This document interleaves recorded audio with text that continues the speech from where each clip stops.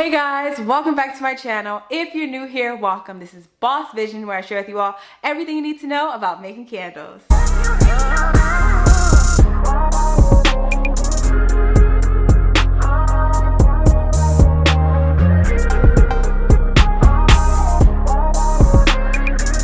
In today's video, I'm beyond excited to share with you all the beginner candle making equipment must-have. So you're starting out, you're fresh in the game, you don't know what to expect. I got you girl or guy. I've heard there's more guys now that have come out of the woodwork watching my channel. Hey y'all, hey boy, hey, but it's really hey girl, hey y'all, hey girls. It's Boss Vision. We bosses out here. Back to the point, the reason why you are here. What you need from me is to know how to find the right candle equipment to get started. So that's what today's video is all about. If you like videos where it sets you up for success with your candle business, give it a thumbs up. Subscribe so you'll see even more. Comment down below what you'll be getting as you begin your business. And yeah, let's just jump right into it. The first things first. You need a pouring pitcher. Super important. When you get started with your business, you need to melt wax in a metal pouring pitcher. Don't put it in no measuring cup. Don't do any of the DIY stuff with a container. This is business, okay? You need a professional pouring pitcher. It's off Amazon. It's like $16. I'll link it down below. Okay, next you need a specific pot for the double burner method and an eye. This eye is optional. You can make candles in your kitchen. If you are, just trying to be cost effective, I would say make candles in your kitchen, but it can make a mess. And the last thing you want to do is to be eating candle wax. So I would recommend getting an eye like this. It was like I got this from Walmart 3 years ago. It's really heavy duty, long lasting, like $10. So I would recommend getting an eye, but if you don't, you could just live off getting a double burner candle pot. But this pot here was actually like $5. So cheap. Walmart. Go to Walmart and get these things. I'll link the Walmart links so you can know what to get when you walk into the Walmart. But if you want to be lazy, I'll also link the Amazon links if you just want to add it to your cart and go off Amazon, because you probably order off Amazon every single day like I do. So you can get it how you live. But yeah, double burner method. If you need a tutorial on how to make a candle, there's a link right here. Click the link right here. I can't point to it because I'm holding this stuff, but that's where it's going to be at.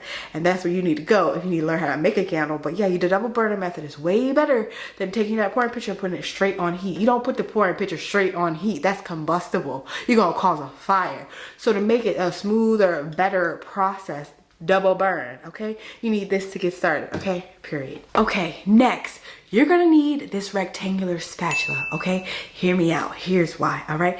Haters will say you take a wooden thin stick, like a skewer, and mix your wax in there. Don't do that. Why would you do that? That's not ideal. You need metal. And the shape of it, this rectangular width is ideal for you to fold in the fragrance into your wax. You want to do a folding method when you do your wax. That's how you get your better hot throw. You need help getting a better hot throw? It's linked right here. It's linked right here for you. I got you, girl. I got your back like chiropractic. But beyond that, you need to make sure you have a rectangular metal spatula so that you can mix in your fragrance for 2 minutes. That's recommended, 2 minutes.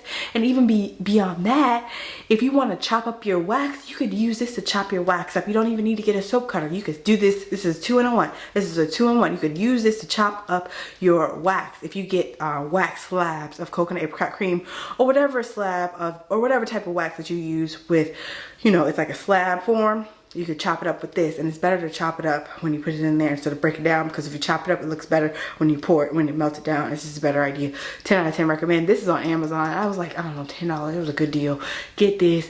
I've had this forever, and it lasts forever because it's old school. It got the wooden ladle and the metal. It ain't going nowhere. This is heavy duty. 10 out of 10 recommend. Next is a thermometer. You need a thermometer to measure out the temperature of your wax. It's super important when you're making candles. We are chemists over here. We are the scientists over here. So we need to be as accurate as possible. You have to make sure that your wax is at the specific temperature that it needs to be for you to melt it, and then you have to make sure it's at the accurate temperature for you to add in your fragrance oil. If you need help, if you are at the drawing board and you don't know what to do with certain waxes, I have 2 charts that I'll link down below completely free that give you recommendations for 10 different types of wax: coconut wax, soy wax, paraffin wax, and more.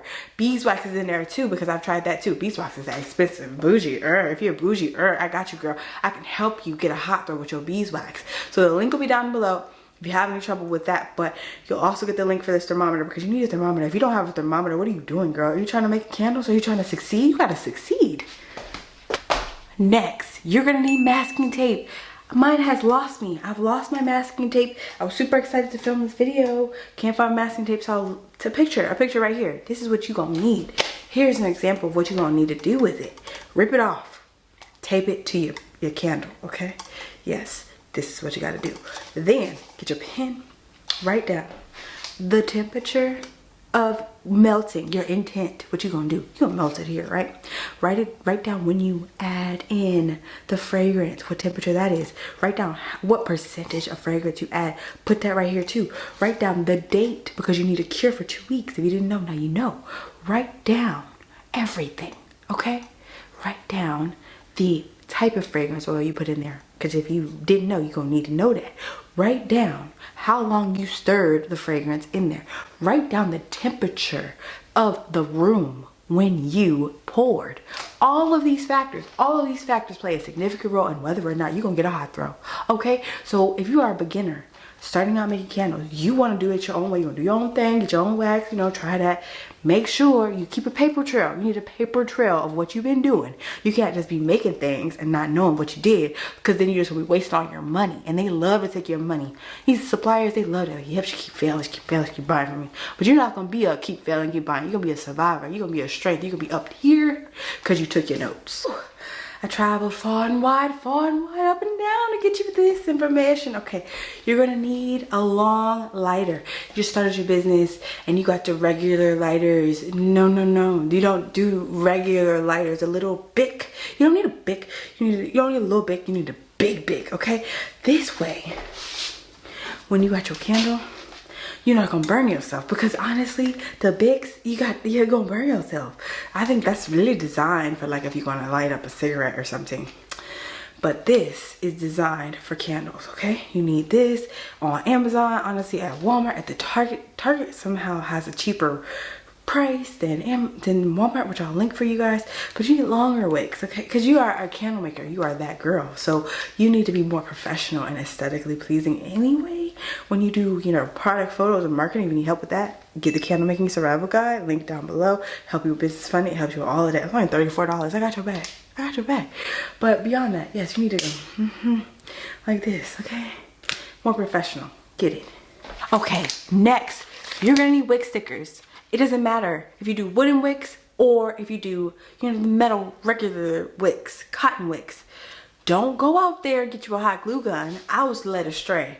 Someone told me that you need to use hot glue and out here your wicks. So I went for it. You don't understand how much time it takes to heat up the hot glue gun and how messy it gets when you get that glue onto the wick and then you put it in there and then you get this like little thin string of glue. It is a hot mess and it is unnecessary. You need wick stickers. This is more sanitary anyway, because when you melt your candle, you don't want no random glue melting in your candle. You just want a sticker just sticking there and sitting there and chilling there. So 10 out of 10 recommend wick stickers. I hope this can help you if you were wondering, like, should I do hot glue or wick stickers, okay? But just press it down for at least 10 seconds. Don't just press it. I'm not like 1, 2, 3, 4, 5, or 1 Mississippi, 2 Mississippi, 3 Mississippi, 4 Mississippi. You know, really take your time. This is a marathon. This is not a sprint. You're gonna get there, but you have to make your candles with love, okay? So don't just rush the process and wonder why your wicks are falling out of place. Take your time with your wicks and they won't fall out of place. Next, you need alcohol. I put mine in this cute little bottle I got from Amazon. I'll link it down below. Super cute. But I put rubbing alcohol in here just for cleanup. It's very important to sanitize your vessels once you get them.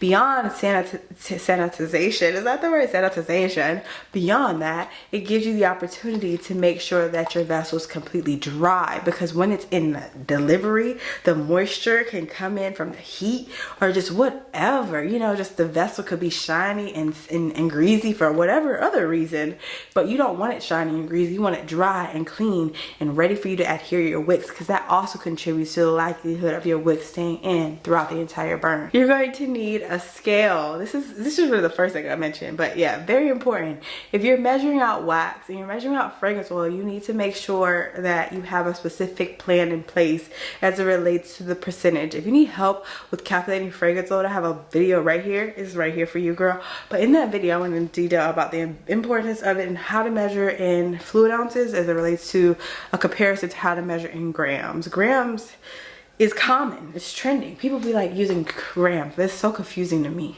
And I've never really gotten the hot throw I want. So I use ounces, okay? And I do a 10% fragrance load for my candles, which is a good starting point. If you're starting out with your business, you don't know what to do. You don't know where to go, who to ask, right? Start 10%, okay? But if you're noticing that your candle is sweating, like you're seeing that water or like the top sweating, may go lower. You may need to go lower. You may need to even go to 8%, but never go too high. The last thing you want to do is over flood your candle. It's not going to give you a stronger hot throw if you put more fragrance oil in there. You get a strong hot throw when it's a perfect blend and then the right ratio. So now I say start at 10% and you need to scale to calculate that. Next, you're gonna need a notebook, okay? I know you have the masking tape, you have your notes there, but once a recipe goes well, you need to write it down. Put it in a book, okay? Oftentimes, when I first started, I kept this book in my candle studio, which was AKA my dining room, because it's super important for you to keep track of everything and not have to go in your computer, because like, what if your computer dies one day and you don't have that information? You have it right here in your book here. And it's super important because then you can scratch things off if you need to make tweaks and stuff, and it's good to just have it close to you. You can get a notebook anywhere. I wonder where I got this. Oh, Target. I'll link it down below. Last but certainly not least, you need a Bible, okay? The Bible will help encourage you to make good candles, okay? It'll encourage you to be more aware of your ability and the fact that you are that girl or that guy, because I know there's 1 to 2 guys who watch me. You are that one who can fulfill this mission, okay? It is you versus you, and if you put your time into it, if you focus on it, you will see results, okay, period. That was in this video. Hope it was helpful. I know everybody's getting started, getting really into candle making this summer. Perfect timing for you to make some amazing candles and prepare for the holiday season, because that's when you make the most sales. Comment down below if this video was helpful. If you need some self-guided help on actually making a solid, successful candle business, I created a candle making survival guide for you. It gives you actionable items as well as visualization techniques to step out of your own limiting beliefs, own the outcomes, and earn some money from making candles. It's located in the description. $34.99 until the end of April, which is very, very soon.